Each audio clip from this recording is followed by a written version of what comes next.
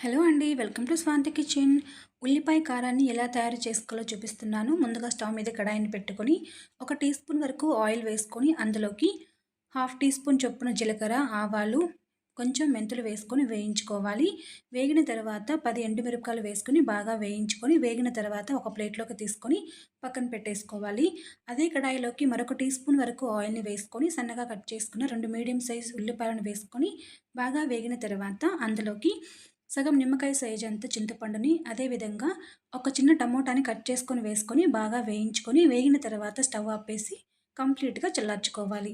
ఇవి అన్నీ కంప్లీట్‌గా చల్లారిన తర్వాత ముందుగా మిరపకాయలను వేసుకొని, రుచికి సరిపడా ఉప్పును వేసుకొని మెత్తగా గ్రైండ్ చేసుకోవాలి. ఇలా మెత్తగా గ్రైండ్ చేసుకున్న తర్వాత అందులోకి వేయించుకున్న ఉల్లిపాయలను కూడా వేసుకొని కోర్స్‌గా గ్రైండ్ చేసుకొని తీసుకోవాలి.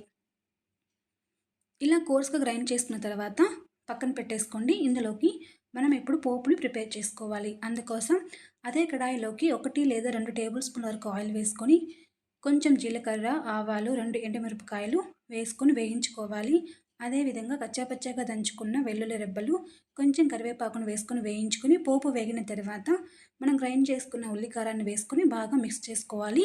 స్టవ్ ఆపేసేయండి. అంతే అండి. చాలా టేస్టీగా ఉంటుంది అన్నంలోకి. ఈ రెసిపీ మీకు నచ్చినట్లయితే లైక్ చేయండి, షేర్ చేయండి. తప్పకుండా నా ఛానల్‌ని సబ్స్క్రైబ్ చేసుకోండి. అదేవిధంగా మీరు కూడా ట్రై చేసి మీకు ఎలా కుదిరిందో నాతో కామెంట్ రూపంలో షేర్ చేసుకోండి. Thank you.